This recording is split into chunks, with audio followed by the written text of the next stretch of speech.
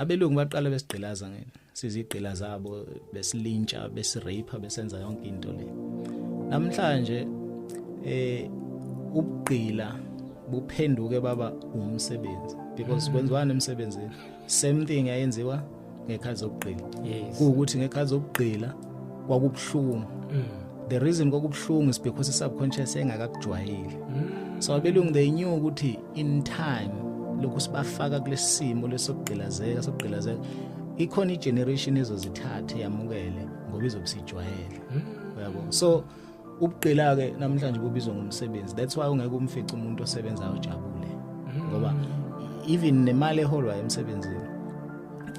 emsebenzini ngiyangibuza kwantu ngithi umuntu osebenzayo ukwazi kwenzani ngemali yakhe umuntu osebenzayo izinto zimbili kakhulukazi akwazi ukuzenza in fact iyodwa into akwazi ukuyenza ukwazi ukuthenga ukudla because ngisho impahla siyasivula ama-account esikwenetu ngobani back kuma plantations ekhadi zobugqila impahla wawunikezwa whatever ubopha ufase ukuthi kuyakunela kukunela it didn't matter into kwakufanele ukuthi bayenze kokukufida because kwakumele ukuthi usebenze uyabo so namhlanje imali abantu bakwazi kwenzani ngayo bakwazi ukuthi bathenge ukudla bagibele transport and food which is the same thing eyenzeka ngekhathi zokugqilaza komuntu yabo but lento yenzeke iminyaka engamakhulukhulu until yazaba into esijwayelayo into ebayinoma yabo so ingakho ngithi into isemqondweni umuntu owagqilaza umuntu omnyama waya understand ukuthi ngine period at least ka 100 to 500 years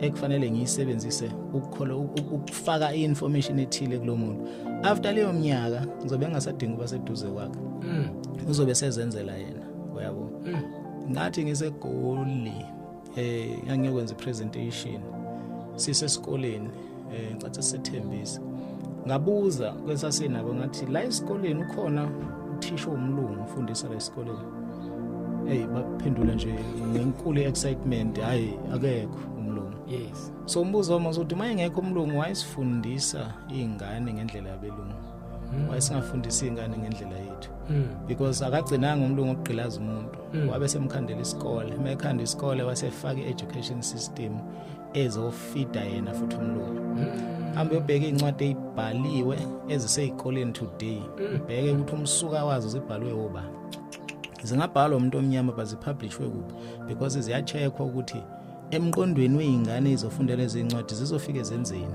zizoyiphaphamisa iningane noma ezoyigcina ilele so uhamba esikoleni uyingane uinquisitive excited ubuza imibuzo uyahlupha ugibela emadeskini wenza yonke into le afika uthisha first day amazi oqala ngiyangibuza mina ukuthi what were the first words uthisha awasho mayefika eklasini beyitshela abantu ukuthi trick question le akusiyi trick question uthisha wathi thulana umsindo those were the first words thulana umsindo ngoba nani banga umsindo nikwa grade R noma nikwa grade 1 first year 1 anazana na order nijabuleleni ukuthi ngiyabonana nzingane nigcwele all over into oqala uthisha sho thula umsindo lawo mazi ukuthula umsindo wawezwa from day 1 up until wazoqeda ukufunda mawaqeda yabo so lawo mazi lawa athula umsindo ayenzani kancane athulisa even ngisho ama ambitions akho athulisa ngisho ama talent akho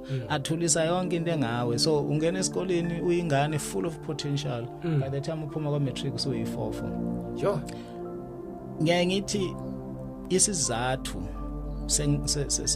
sokungane kufunda kuba mdala umsebenzi nje wengane kufunda kuba mdala ukuthi mase ngimdala fanele ngenzeni so you would think ukuthi lo 12 years ususpend esikoleni usifundisa ukuba badala until ufika high school well mhlambe primary singaxola sithi hayi vela ama basics yawadinga but mawufika high school yini entsha oyifundayo ekufanele wena ngoba umdala manje high school usumuntu osekapable ngisho nokuba nokuletha umuntu emhlabeni ake ngenze isibonelo esinjalo so yino yenzayo ekhombisa ukuthi umuntu oprepare uba mdala usaqhubeka nokukopisha ama notes obokade wakopisha primary usaqhubeka nokuthi uyofundiswa ngendlela eyodwa whether uzoba ummeli noma uzoba uplumber kodwa ufundiswa ngendlela eyodwa uyabo so umehluko awubebikho because inhloso yesikole ngokwendlela esiyiyo namhlanje was not ukuthi ithuthukise umuntu,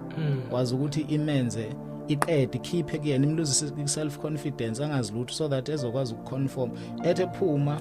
Angithe wole iminyaka yakho yomncane yokufunda ukwenza izinto awufundanga lutho, especially into eyodwa ebalekile which is ukwenza imali. So azange uzwalike iclass lokufunda imali, ukufunda ukwenza imali olattendile. So now usona 18 20 25 usudinga ianda noma udinga ama toiletries. Sekuyinkinga manje ukuthi mama ngicela ungithengele ianda, una 25, but because awukwazi ukwenza imali, akazufundisa ama basics okwenza imali yonke leminyaka ufunda, the first thing ozoyenza yini, uzomba ufuna umsebenzi, because wonke lo 12 15 20 years ubufundisa ukuthi the only way you can make money ukuthi ufuna umsebenzi. Imagine if ingane esikoleni ifundiswa ukuthi the only way you can make money is to start a business, is to build a product or a service every single day. If that was the teaching yasesikoleni. So umuntu omnyama ke unaleyo nkinga, as much as kungasinto ehlasela umuntu omnyama kuphela leyo mqondo, but kumuntu omnyama iworse because itargethe yena kakhulu. So kufanele ifihlwe, kungabi ngazuthi into yabantu abamnyama kuphela, ibe into atheka wonke umuntu, kodwa ibe itarget kuwena. Bayakwazi abelungu, khona iscene engake ngayibuka kwenye series, isniper sithunywe ukuzobulala umuntu othile, but ukuze sifihle ukuthi ubani besombulala, sidubula abantu noma bawu5 ukuze ngabonakala ukuthi ubani obeyitarget. So same thing with abelungu, everyone emhlabeni is going through the same schooling system, but itarget ithina because kuyazi ukuthi umuntu omnyama meke wahlakanipha asidinge, yabo nje bakuliwa manje, asidingi kulwa thina, sinama numbers, we can just come together sizenzele into yethu, umlungu singamdingi and umlungu se irrelevant.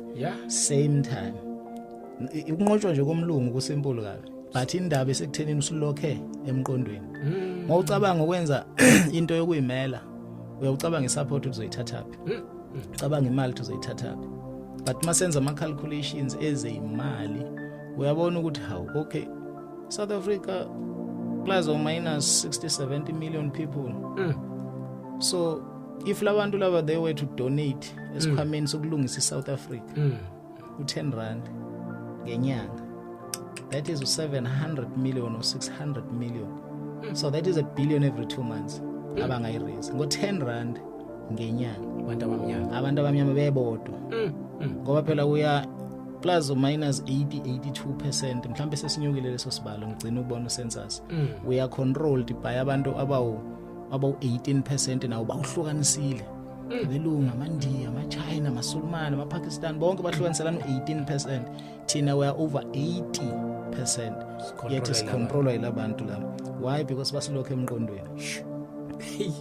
Indaba nje semqondweni ayikho emoyeni, ifike yaqaqeka emqondweni izoqaqeka nasemoyeni, because we've got abantu abaphiwe ngokomoya, but because emqondweni kulokhekile, ibalance ayikho. We've got abantu abaphiwe ngomqondo, mina akayifoli kule category abaphiwe ngomqondo but ebekulokheke emoyeni, but lezi zinto zo2 ziyahambisana zincikene kanje.